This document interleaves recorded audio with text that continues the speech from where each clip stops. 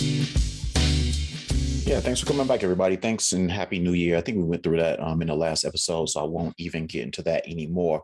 Let me just get right into what I want to talk about today. It shouldn't take long. I appreciate you all for coming back, blah, blah, blah. Tell 50 friends, and all that good stuff. Today, I want to talk to the fellas. I want to talk to the fellas specifically. And ladies, that does not mean that you can't listen. As a matter of fact, I encourage you ladies to listen because it's about the fellas and how the fellas deal with ladies. And ladies will tell me if I'm wrong in what I'm saying to the fellas. Ladies, as you always do, and I appreciate you all, let me know if I missed something in the details or if I'm off in my assumptions or whatever. Because like I always say, this is not about me being any dating expert. I'm far from that. As evidenced by the fact that I'm single. I don't claim to know anything about dating. I don't claim to know anything about women. I know about men, though, and that's where we start this thing. And that's why I'm talking to the fellas today. I'll talk to the ladies in the next episode. But with that said, ladies, tell me if I'm wrong. Fellas, and when I say fellas, I mean fellas of a certain age. The age being that age that fits into the demographic of this particular podcast. And the demographic for this particular podcast are men and women. But for the purposes of this episode today, it is talking about men in their 40s and above. 40s, 50s, that's kind of like the target range for the podcast, or at least the demographic of this show, the people that listen and blah, blah, blah. So, fellas, you guys remember how we were all taught to pursue women back in the day? Basically, um, many of us were mostly taught by guys, other guys in TV shows. How could that be wrong? Listening to men tell other men how to date women. So we were taught by men, we were taught by TV. Basically, that's what taught us how to pursue women. And we were taught to pursue women with aggression. We were taught that no means yes. And I don't mean that in any kind of like rapey way or anything like that, but more in a work hard to get what you want kind of way. We were taught to be hunters and that the women were to be hunted. Reggie, yeah, that Reggie used to always talk about the whole concept of catch and release, but it all involved the chase and the love of the chase and blah, blah, blah. That was our job. We were to chase. And regardless of how many times a woman would say no to us, going out with us, giving us their number or whatever it was, you were supposed to just keep on until eventually you broke her down. At least that's the way it works in the movies, and that's the way it worked. Those Hallmark movies, they might still work that way. But again, I don't watch the Hallmark movies. But anyway, I'm reminded of that song "Around the Way, Girl" by LL Cool J. And basically, it's just about how LL Cool J was so attracted to mean women. He actually says in the song that he wants a girl with a bad attitude. He actually speaks about wanting a woman that breaks hearts and manipulates guys. You can break hearts and manipulate minds. And that song was a hit because the fellas could relate to it. The ladies could relate to it. It was a relatable song because those were the times that we were living in. That song came out in 1990, and it was, in a lot of ways, the soundtrack for hip hop dating in the 90s. It wasn't like he just made something up. He was just speaking about how things were in that time. Okay. So basically, in the 90s, the worst that a woman would treat us, we were just supposed to like see past that and just push harder. Okay. Yeah, push harder and work harder for that woman that would just treat us like trash.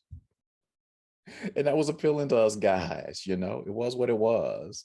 And that was appealing to women. The fact that women would be chased, we chased them despite treating us like trash. As a matter of fact, I still talk to people that have been married for a minute. And when I say a minute, I mean years, decades, that When I asked them how they got together, the woman would say that she wasn't feeling the guy at the beginning, but the guy just broke her down.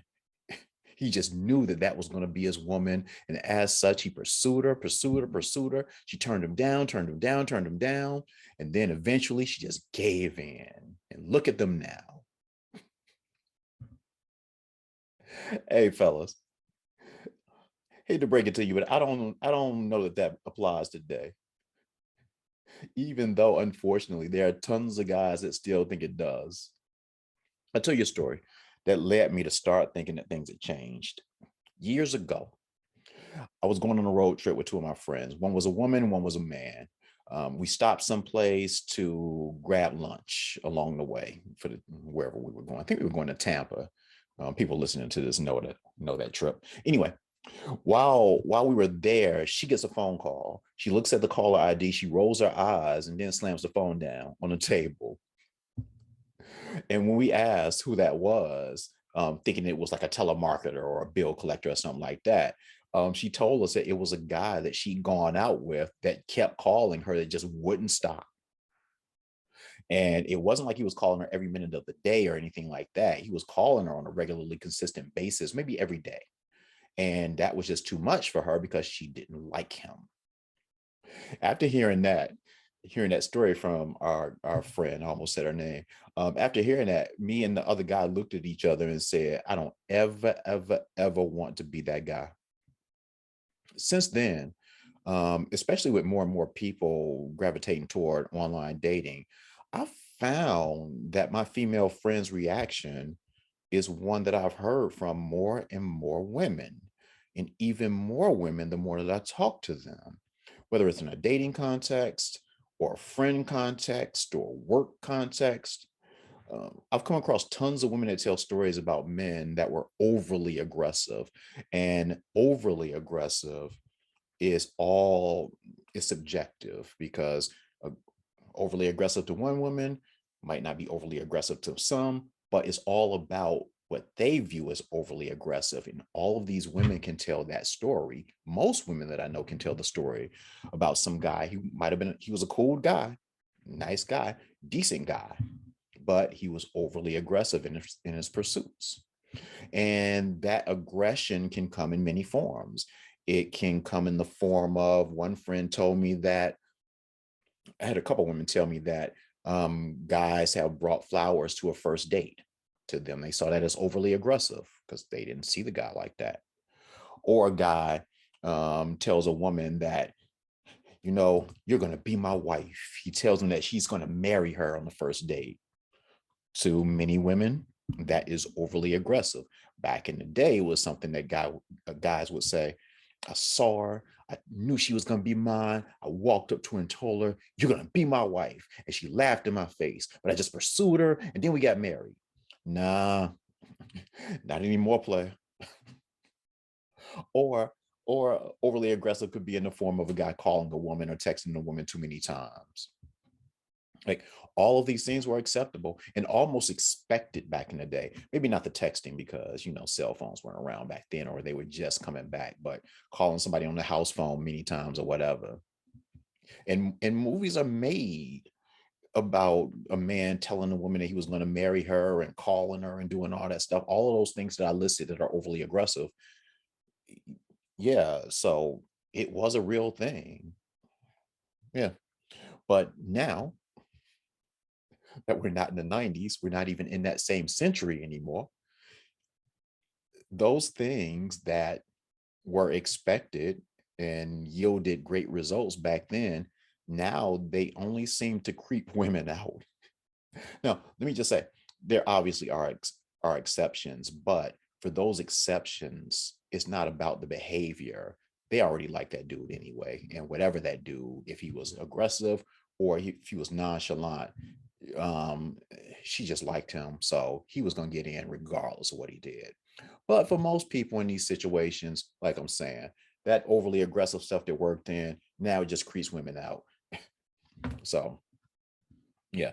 So that calling too much creeps women out. Giving flowers on the first date creeps women out, which is weird to me because I wouldn't think that that would be the worst thing in the world. I've never done it before, but with that said, I don't look at it as, man, I wouldn't tell a friend of mine, a guy friend. Well, I would now because of what women have said to me, but I wouldn't have told a guy friend, yo, don't give flowers to a woman on the first date. That is like a death knell. I never would have thought that. Hmm. But I've been told by women, and not just one woman here and there. Been told by several women that um, when a man gives a woman flowers on the first date, the thought is it comes across as a little desperate or a little thirsty or something like that. And it's like, what in the world is the goal? Is this dude going to be overly clingy? Blah, blah, blah. So dudes can't be aggressive in this day and age because basically a woman to just block them, which I'm surprised that more women don't do. Everybody should use the block feature. But with all of that said, that is the product of aggression. It doesn't necessarily mean that a guy shouldn't be assertive. He should still make the first move and all of that stuff. But that 90s aggression doesn't seem to work anymore. It's funny because 90s, what was aggressive in the 90s today would seem more like stalking. Yeah. When a woman in the 90s had a bad attitude and treated you like trash, that could have been her way of like playing hard to get or something like that. Today, her treating you like trash or treating you poorly in any way means that she legitimately wants you to leave her alone. So, fellas, let me be as direct as possible when I say this. When a woman says no in a dating context or pretty much any context, she actually really does mean no in this day and age. When a woman doesn't answer your call or text and doesn't call or text you back, she just doesn't like you in that way. Even if she does answer your call or text, but it takes days to do it, she just doesn't like you in that way. When a woman is mean to you, she doesn't like you in that way.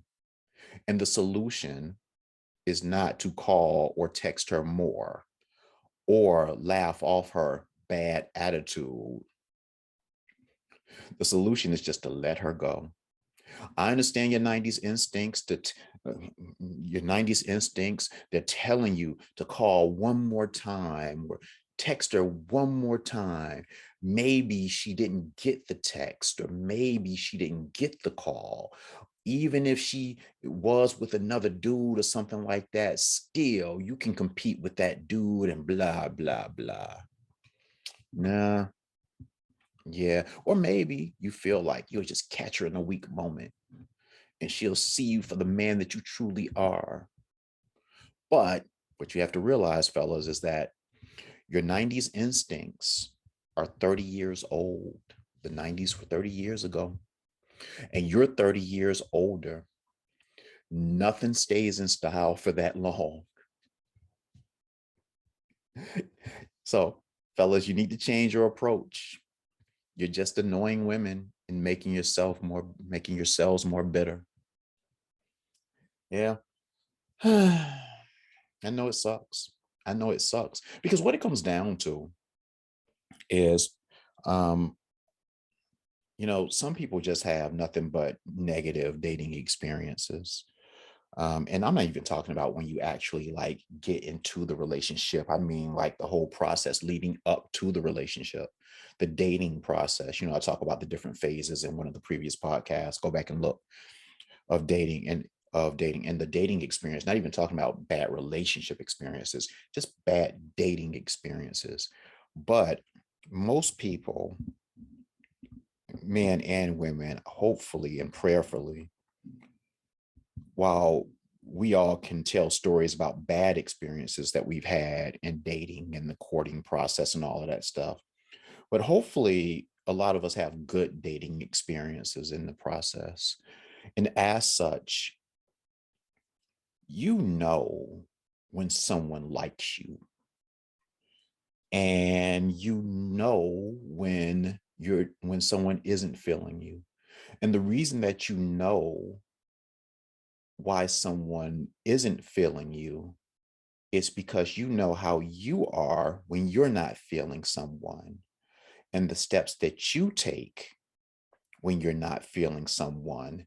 And it is a lot of those same things. You're slow in returning those calls and texts, and you hopefully you're not mean, but you're not as nice and gracious as you could be, you know? So yeah, so you know what it's like. So when it's done to you, you kind of have to see it in the same way as you're not liking someone else. Believe it or not, it can happen to you. And also, despite the fact that we're all older, when you're really looking for something legitimate, when you're looking for a real relationship and you meet someone that you think you bond with or have a connection with or something like that, that excited feeling that you had back in the day, back in the 90s, when you met somebody and thought, wow, she was the one. And back in the day, you would actually tell her that stuff.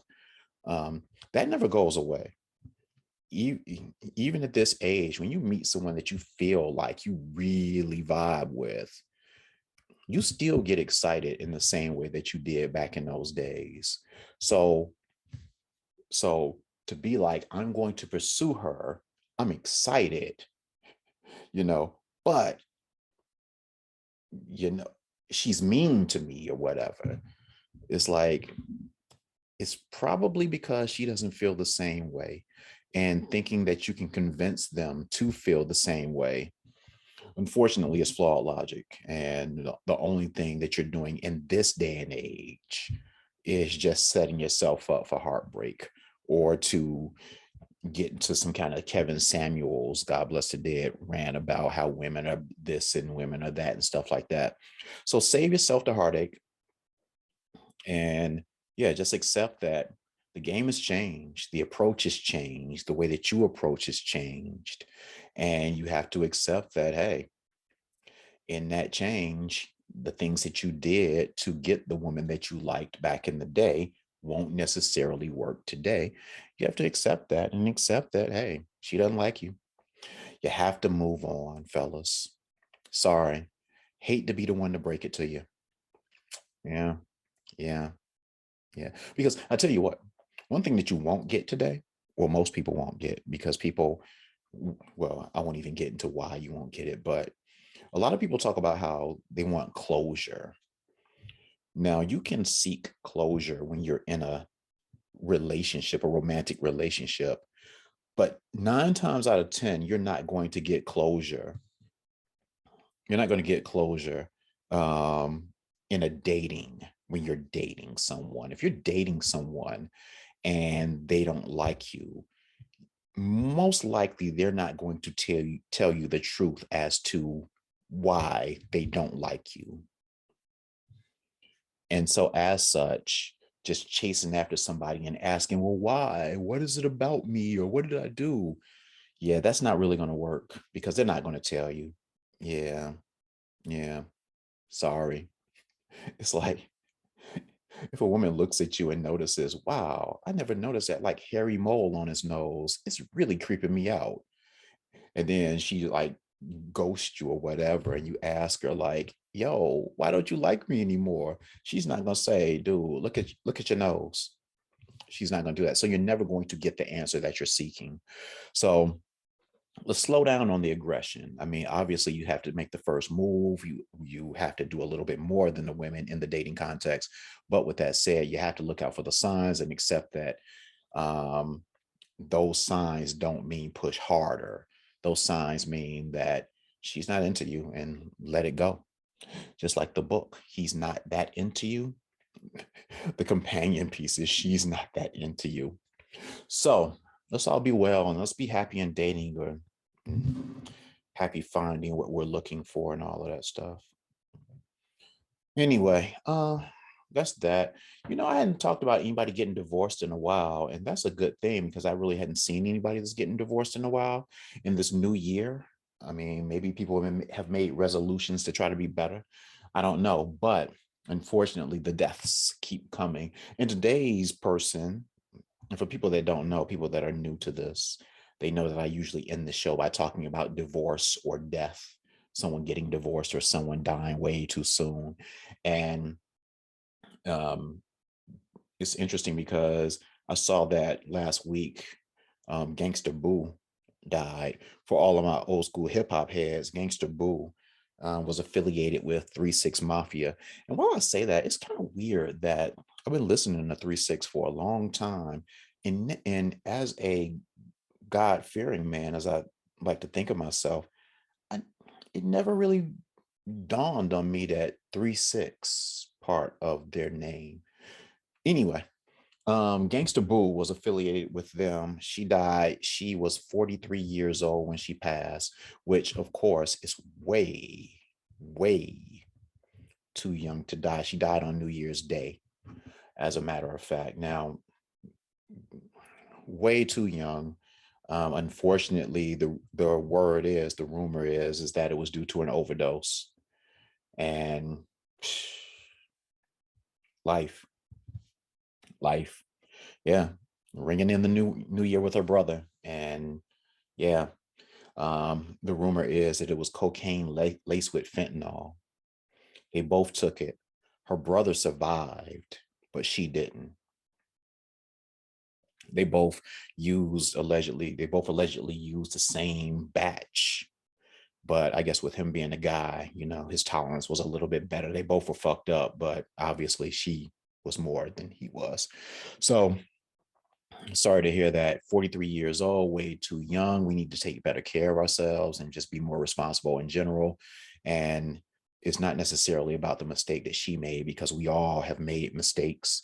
And fortunately for many of us, we have come out the other side. So this definitely isn't me like trying to lecture her in any way about how she should have been living. No, no, my brother, far from that. It just makes me appreciate the fact that I was able to walk through my mistakes. I was given that grace. And for us that, now I've never taken cocaine with fentanyl. So, but for those of us that are still on this earth, especially the demographic of this podcast, as we get older, we need to take good care of ourselves. And I know that's something that I talk about a lot. And I know people that have been listening from the beginning of this are probably like, dude, let it go. But no, I won't let it go. Hey, just be lucky that I pushed it to the end of the episodes and not the beginning. So shout out to Gangsta Boo. God rest her soul. May she rest in peace. May she rest in power, as the kids say nowadays. Actually, the old heads say that, I think. Regardless of who says it. Man, I'm out of here. Reggie, do you have anything to say to the people? Reggie has nothing. So I'm done here. Thank you all for listening. As always, I appreciate you. Hopefully, guys, you got something from this. Ladies, as you will do, you will email me at michael@datingwhileadulting.com to tell me that I'm crazy. Either way, I just appreciate the feedback. Tell 50 friends to tell 50 friends. And until next time, yeah, I'm out of here.